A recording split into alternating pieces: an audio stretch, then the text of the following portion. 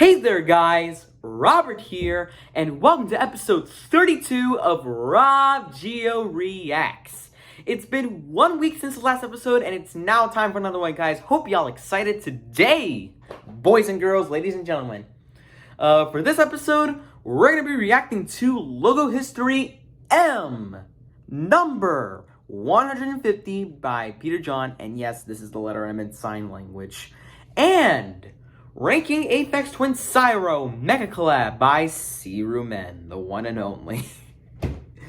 Okay, so Logo History M number 150 was requested by Rydan's Logos and Facts About Everything, and the Megacollab ranking was requested by no one, as per usual. Links to the original videos as well as the links to the channels of Peter John and Syro will be in the description down below if you want to watch the original videos as well as subscribing to their channels to give them lots of support. I would prefer if you would watch the original videos first before you watch any reactions. Just a, general preference. We're starting off with Logo History M 150, which happens to be the series finale of Logo History M. I mean, it's kind of sad, but I don't know. I think I kind of saw it coming, but, it's kind of sad. R.I.P. Logo History M, all good things must come to an end. And, just a disclaimer, though. I'm no longer going to keep in the bumpers, when I react to Peter John's content. Yeah, that's right. From now on, when I'm reacting to Peter John's content, I am taking out the bumpers because I really do not want to get a copyright strike, and you know how bad copyright strikes or community guideline strikes are. Yeah, they're really bad, and they impact your channel, and yeah, I don't want to wind up not posting for a week, and just trying to be safe with this one. So I'm not keeping in the bumpers in any reactions to Peter John's content from this point forward. And yeah, now without any further delay, let's react to Logo History M. Let's go. Let's reach 50 likes. Hope you gave the man 50 likes. This is the series finale of Logo History M. Thank you, channel supporters. Let's go. Oh my god, my glasses. Let's go, guys. Here we go, guys. Here we go. Hey guys, it's your boy, Peter John. Welcome to the 150th and last episode of Logo History M. In this series, I talk about the logos requested by members level 3. For this episode, I'll be talking about Popeyes, AnimationEpic, Euronews, Eurosport, and Volkswagen. Popeyes and AnimationEpic were requested by Raymond Garza World Cartoon, the Sec Fan, and Euronews, Eurosport, and Volkswagen were requested by Chelsea Amelie Raiders. Check out their channels by clicking on the cards above. I hope you like it. First, I'm gonna talk about Popeyes. It is an American multinational chain of fried chicken fast food restaurants that was founded in 1972 in New Orleans, Louisiana, and headquartered in Miami, Florida. Not to be confused with Popeye the Sailor Man. Yeah, again, it's not to be confused with the Sailor Man himself, the one who eats spinach. So, yeah.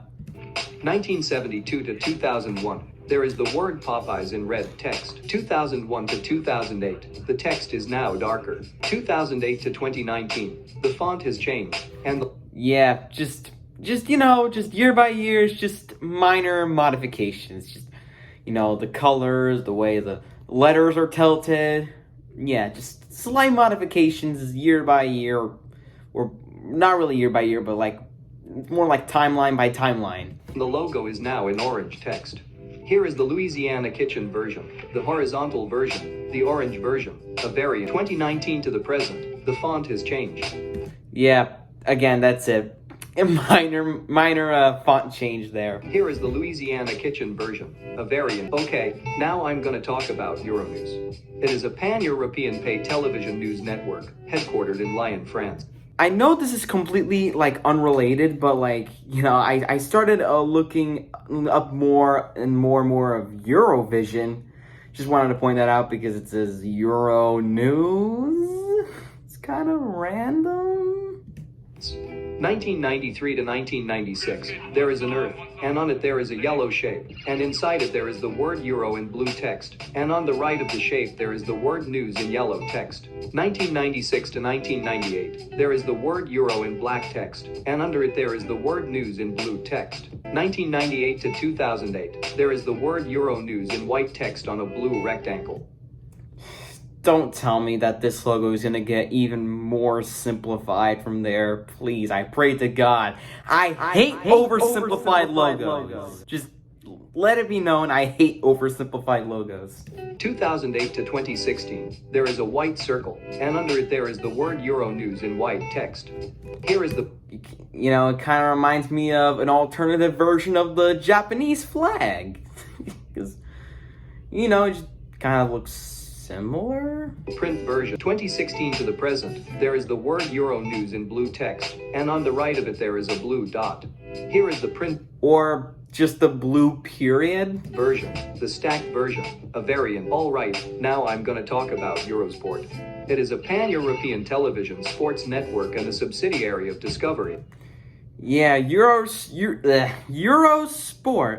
I can imagine that, you know, the sports that they put on are like, you know, football. And not like American football, but just like football as in like, it's kind of like soccer. You kick the ball with your foot. That's why they call it football. 1989 to 1994, there are 10 blue stars, and between them there is the word Eurosport in yellow and orange text.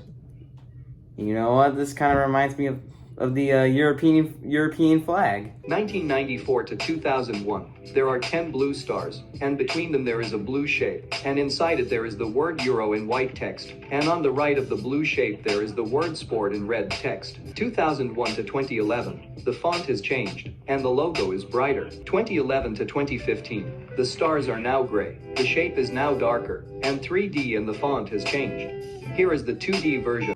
2015 to the present, there is a dark blue star, and on the right of it there is the word Eurosport in dark blue text. Here is the icon, a variant. Okay, now I'm gonna talk about AnimationEpic. Yay, it's AnimationEpic.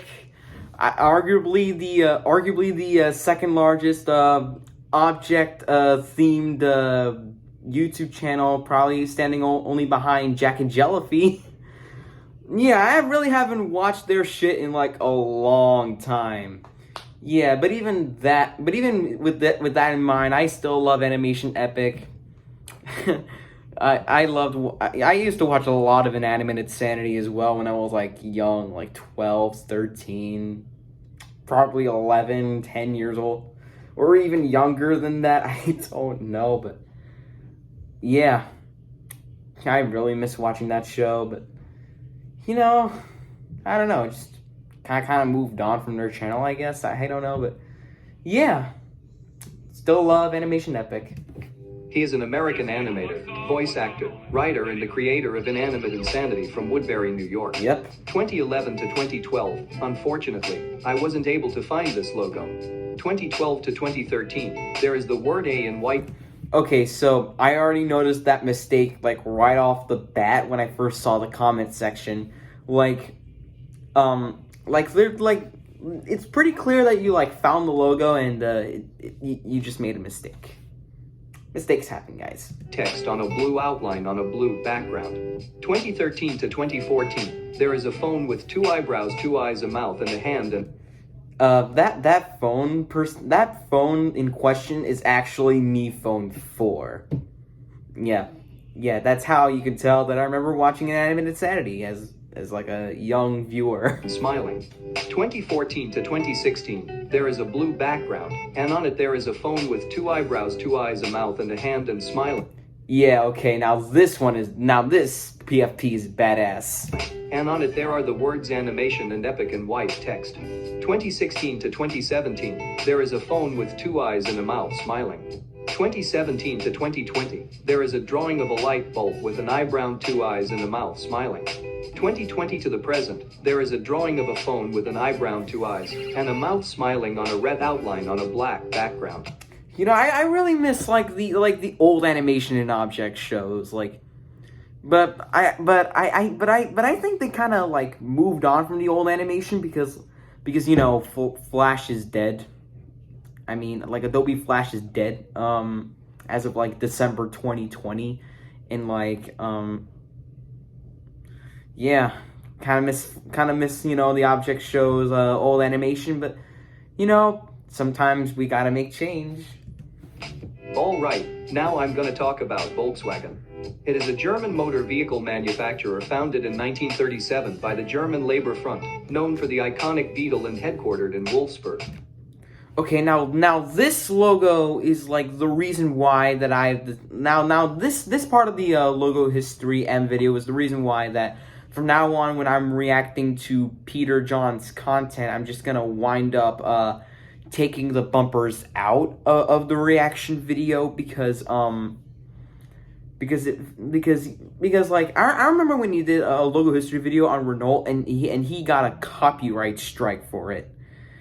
Because you know he adds like the bumpers to it, and you know I kind of and I stay away from that because you know I have no business encountering a copyright strike. So yeah, that's why this is why that from this episode forward I am no longer going to be adding the logo. I'm no longer going to be you know keeping in the bumpers in my reaction videos. I'm just gonna take them out. That's it. And I really hope people understand. That's all I gotta say. 1937 to 1939, there is a black circle, and inside it there are the letters V and W in black text, and surrounding the circle there are 4 black shapes representing flags. 1939 to 19... Peter John, I think this one's a windmill. I'm not really sure, but it kind of looks like it to me. It kind of looks like a windmill. Surrounding the circle, there are 4 black shapes representing flags. Or maybe you're right, and I'm just an idiot. I don't know. 1939 to 1945, there is a black circular shape, and inside it there are the letters V and W in black text.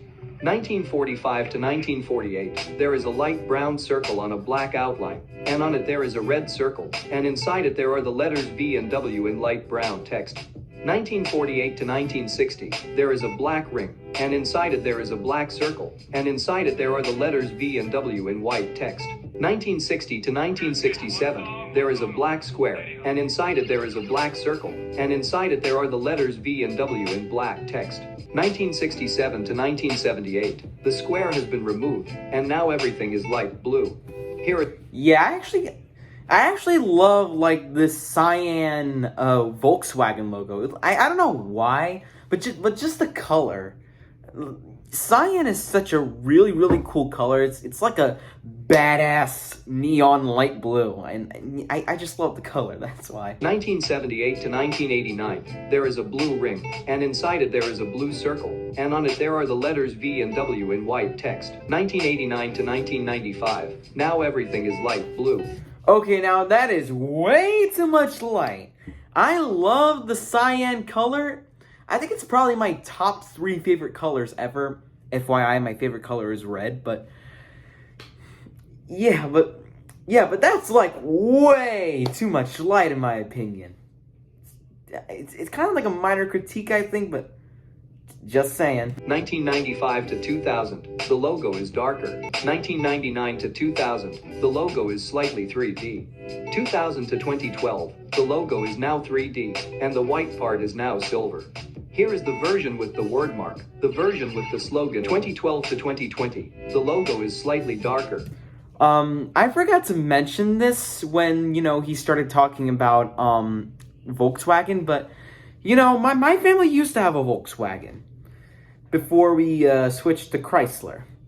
I remember like being in that we had like a Chrysler. I mean, damn, what am I saying? I remember that we had like a Volkswagen and like I just kind of remember it. I think I was like probably like 3, 4 when I first like got into like a Volkswagen, because the first vehicle that we ever got for the family was a Jeep, and then we switched to Volkswagen and then Chrysler, and yeah, just thought I'd mention that because my family used to have a Volkswagen.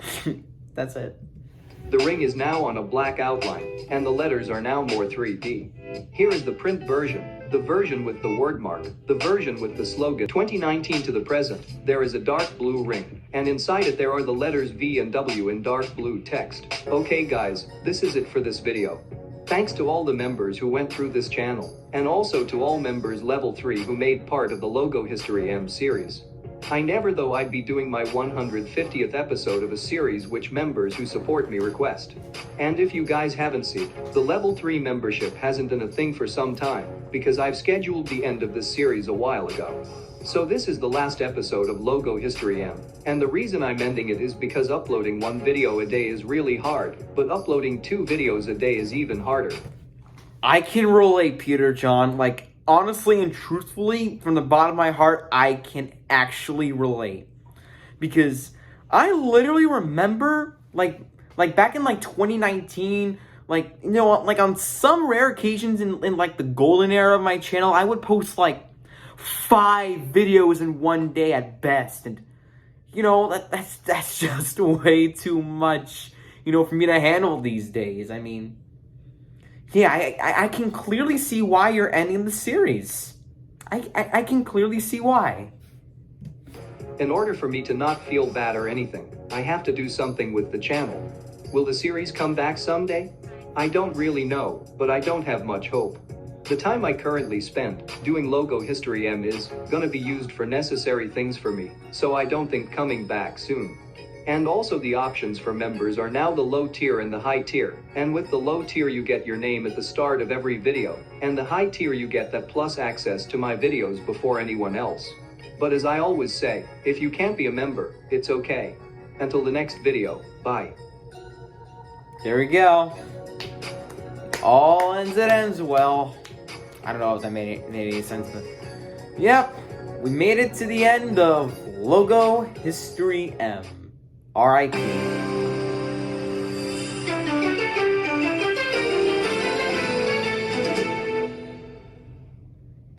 Okay, so that was Logo History M number 150, Popeyes, Euronews, Eurosport, Volkswagen AnimationEpic by Peter John. The very last episode of Logo History M. And I really apologize if I took out the bumpers in this reaction. I did that because I really do not want to get a copyright strike or anything like that. Again, kind of like what Peter John went through when he got a copyright strike for his Logo History on Renault. I didn't want to go through that either. Yeah, I've said it before, but I'll say it again. R.I.P. Logo History M. That means on that channel we got Logo History M, Logo History W, and Logo History R. Logo History M is no more. And I've counted. I've listed all of the logos that were on Logo History M ever, and he covered a total of 158 logos overall. 158. And oh yeah, we also got Logo News. I really don't know if he released the video yet. Probably not. But I think he didn't release the video yet. Yeah, he didn't release the video yet. And he's gonna release the video on. I'm looking through his community tab right now, and hold on. Hold on. Okay. So Logo News number 7 is premiering on his channel June 6th. That's actually today. That's actually today. Because the thing is, it's Friday as I'm making this video. This premieres. This premiered today. This premiered today on June 6th. And I think Logo News possibly aired it probably premiered an hour earlier than this episode of RobGioReacts. So Yeah, that's insane. But yeah, that was Logo History M number 150 by Peter John. And that leads us into our final video of today, the Megacollab ranking of Aphex Twin Syro by Syro. Yeah, we finally made it to the end of the Megacollab rankings for Aphex Twin. Yep, it's finally ending, guys, and yeah, we're ending it off, and we're ending this Megacollab series off with its most recent album, Syro, that came out in 2014, and honestly, this has to be my least favorite album from Aphex Twin to date.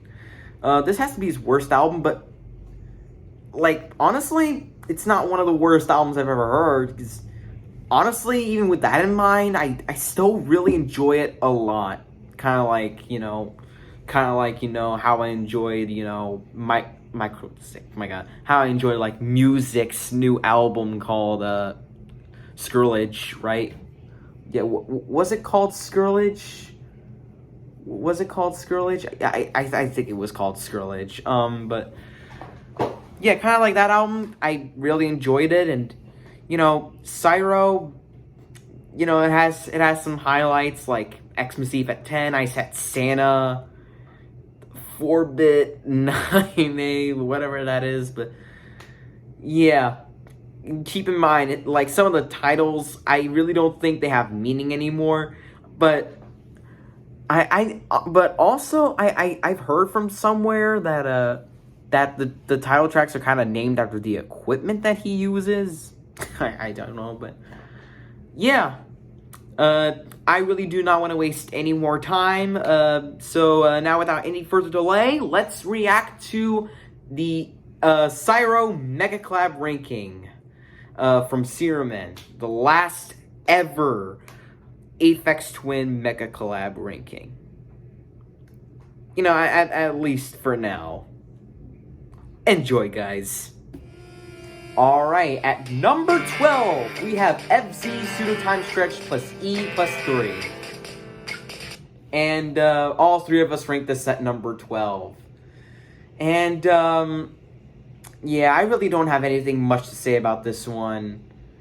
It's a pretty serviceable track, I guess, but for the most part, this track is kind of forgettable. The melodies are forgettable.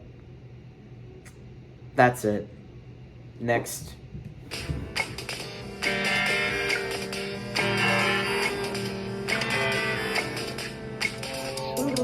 Next up at number 11, we have Circleon 14. Alright, I ranked this one at number 9, Syro ranked this at number 11, and the Wonky Angle ranked this at number 10. Circleon 14. I actually really like the melodies to this one. I actually really like the melodies to this one a lot for some reason, even though it's ranked at number 11. Like not a lot, but just I like it. Just listen to that.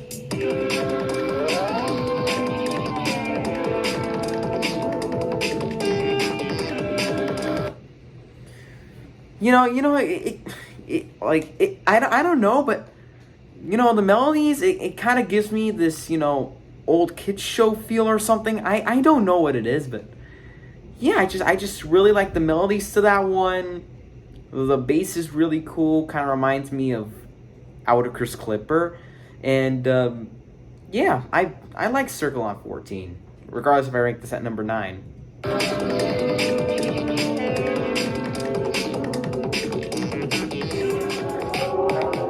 Next up at number 10, we have 4-bit 90 API plus E plus 6.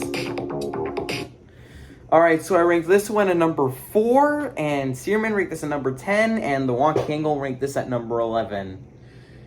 Damn, I was so sad to see this track fall into, like, the bottom 3 on this list. I was so disappointed. Because this track is a serious highlight for me. Just listen to that.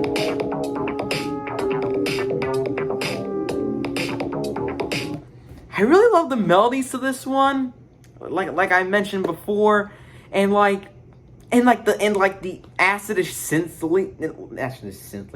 synth bass is like so badass.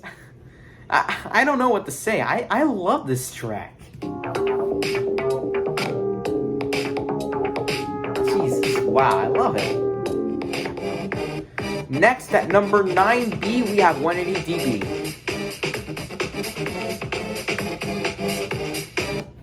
Alright, so me and Searman both ranked this at number 7, and the Wonky Angle ranked this at number 4. Yeah, 180 dB, I think is like the biggest grower on the album for me. When I first heard like 180 dB, back when I first listened to this album, I absolutely hated it. But you know, for some reason, this track actually like grew on me. I hated it before because I thought the melodies sounded a bit off, and the percussion. I thought the percussion on this thing wasn't really that good, but I don't know what it is. I don't know what it is that made this track grow on me all of a sudden. Like there's something about it that I really can't put my finger on, that that allowed this track to actually grow on me. But yeah. I love 180 dB. I think it's a good to great track, and if you hated this track before, I think you should give it a second chance. Next.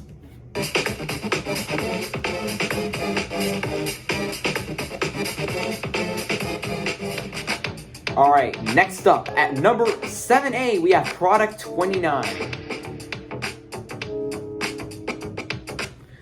Alright, so I ranked this one at number 3, Syro ranked this at number 8, and the Wonky Angle ranked this at number 5. Wow, Product 29, I love Product 29. To me, it's kind of like Urban EQ TRX4 from the previous album, but, amped up. And I think it's by far...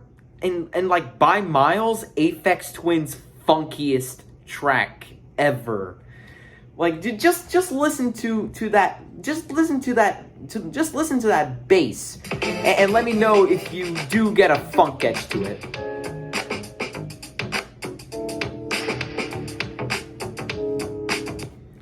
I love that synth bass, and much like Urban EQ TRX4.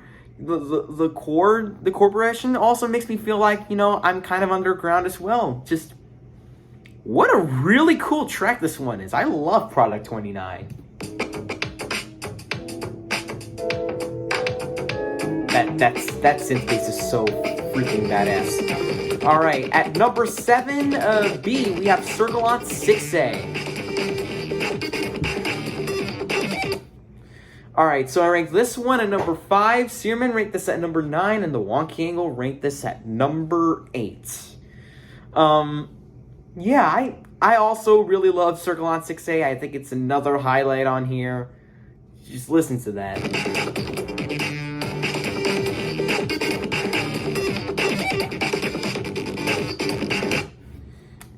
I really love like the chords on this thing, the synth choices on here. And the percussion again is really, really fantastic. Yeah, just really love Circulon 6A. Alright, at number 6 we have Syro U47. I messed that title up, but alright, at number 6 we have Syro U473 TA plus E. Alright, so I ranked this one at number 11, Syro ranked this at number 5, and the Wonky Angle ranked this at number 7. Or Syro, because this title doesn't like really roll off the tongue. Yeah, but it's my second to least favorite track on the entire album. I don't know what it is, but it's a good track, but I just really don't find it to be that really interesting replay value wise. I really love like the sound effects and stuff, and yeah, just listen to that. That wind chime sound effect, that's really cool. And I mean, I like the synth choices, but I don't know, something about it is just not really that interesting to me. And maybe I have to sit up and like pay attention to this track more in order for me to grow on it, kind of like 180 dB. But yeah, even if I rank this at number 11, I still enjoy it, at least more than FZ Pseudo Time Stretch. But yeah, next.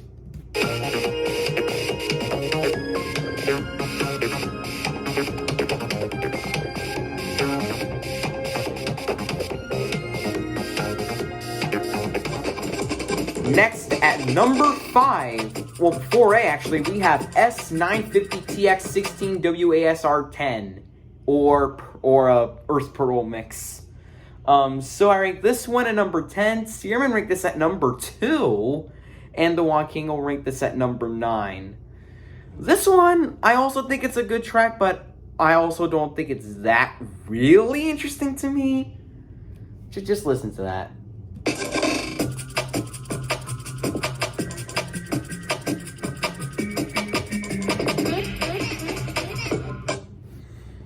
I like the percussion. I kind of like the synth choices, but I don't know. Something about it also kind of feels hollow at the same time. I don't know what it is, but yeah, Earth Portal mix I think is a really good track. I think it's a good track, but not that great. And it's definitely not up to par with some of his best tracks ever in my opinion. So yeah, next one.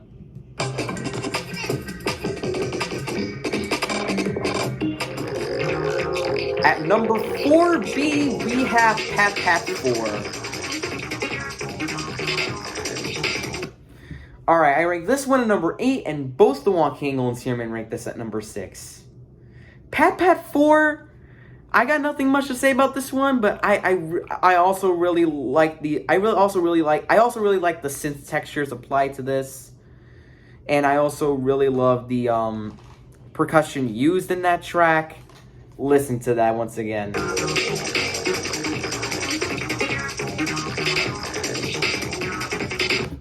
Yeah, I like that synth bass. It also sounds really kick-ass, but I mean, it's not up to like levels of Product 29 in terms of how badass the bass is, but yeah, I like that bass. Just slaps. So Pat 4, I think it's a good track. Even if I rank this, in like the bottom 12, 11, 10, 9, 8, bottom 5 in my ranking. Next.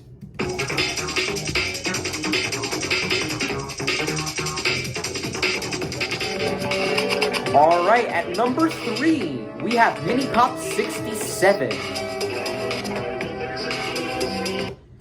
All right, so I ranked this one at number 6. Searman ranked this at number 4, and the Wong King will rank this at number 1. Yeah, I think I love Mini Pop 67. It's also a fairly great tone setter for the album, and it just gets you in the mood for what you're about to get into. I love the melodies, and yeah, I got nothing much to say about this one. Mini Pop 67, it's a great track. I love it.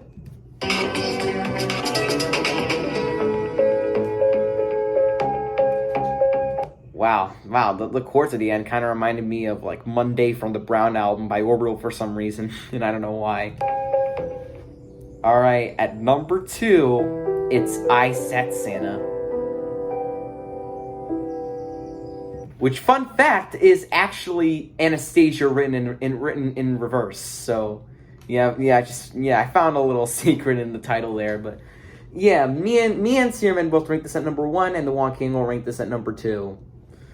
Yeah, this one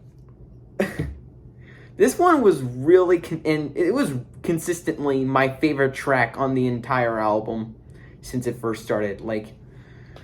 And it's kind of like a reward for like getting through like the madness of this thing,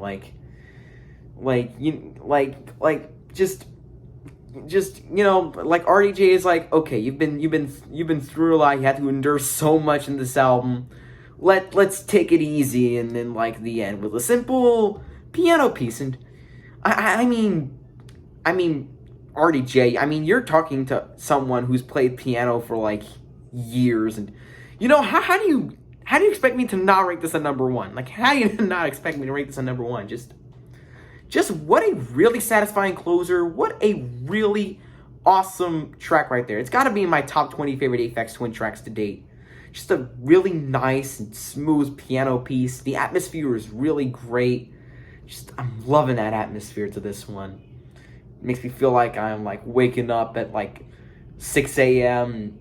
Well, really, it's kind of like watching the sunrise and hearing the birds chirping, kind of like what you hear on the track, I guess. But yeah, I really love Ice at Santa so much. So yeah, next one.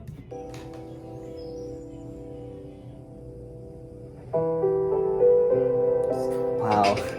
All right, finally at number one we have Xmas Eve at 10. All right, so I ranked this one at number 2, and both the Wonky Angle and Syro ranked this at number 3. Yeah, finishing off the entire Aphex Twin Megacollab series with one of the most obvious choices to put this at number 1. Hell, it's so legendary that the lowest ranked is at number 5. Well, that's how legendary this track is on the album. I love Xmas Eve at 10. Just 10 minutes of like so much progression, and oh my god, the melodies are really awesome, and they kind of feel more wintry than the melodies on Mount St. Michael plus St. Michael's Mount from the previous album. I love this track so much. So yeah, what a great finish to the series. So alright, thanks for watching. Woo, we made it to the end, guys. A special thanks to everyone who has collaborated in this series. Thank you. Next Mega Collab series is on Bonobo, who is a Ninja Tune Electronica / down tempo producer. Yeah. And form for his debut Animal Magic in the description and pinned comment will be in the series soon. Yeah, I already filled out the form for that ranking as well. Yeah, I cannot wait for the next series. And yeah, that was the Mega Collab ranking for Aphex Twin Syro by Syro. And again, thank you, Ben, for having me on this series. I'm looking forward to the next series on Bonobo. I actually can't wait until we get up to like Black Sands. And this series is also going to be like really interesting because I already mentioned in the comments of like the Syro Mega Collab ranking already when it came out that Bonobo was one of those artists that I really haven't looked deep into. The first time I ever heard of Bonobo was when the Wonky Angle mentioned Black Sands in his favorites of all time. He ranked it at number 66. I guess since we're starting the new series on a music producer that I never looked deep into before, I guess I might as well check out his music, starting with Animal Magic. And I think it's gonna take like another 6 weeks. I think it's gonna take like 6 weeks because I checked his discography and I think he has 6 albums so far. And again, I can't wait till we like get up to Black Sands because it's sort of like the big one. But back to Syro, I gotta say, even if it's my least favorite Aphex Twin album ever, I still really had fun with this one. Ice at Santa, awesome. Xmas Eve at 10, awesome. Product 29, awesome. 4-bit, 8-bit, 9D, or whatever that track is called, awesome. Like, all the tracks, well, probably except for FZ Soto Time Stretch, like, all of them I found at least in, like, you know, interesting. Yeah, like, Pseudo Time Stretch I really didn't find all that interesting, but all the other tracks I actually found at least, you know, somewhat interesting. So, yeah, just what a really great comeback album from this dude, and, you know, hopefully it doesn't take another 13 years for this guy to actually make another album. Because, you know, like, I love his music, and, you know, if you guys are new to Aphex Twin, like, if you guys, you know, haven't heard of Aphex Twin and really haven't gotten into his music, just go check out his music. He's like one of the most influential music producers ever, and, you know, just give Aphex Twin a shot, you know? Just, yeah. So yeah, that was Megacollab ranking for Syro by Rum3n, and we have finally made it to the end of this reaction video, guys. Thank you so much for watching, guys. If you like this video, give it a like, share this one with your friends if you want to, and leave a comment down below. And as always, don't forget to subscribe as we're on the road to 6,000 subscribers. That's pretty much it, guys. Thank you for watching. And as always, I'll see you next week for another reaction. Bye-bye, guys.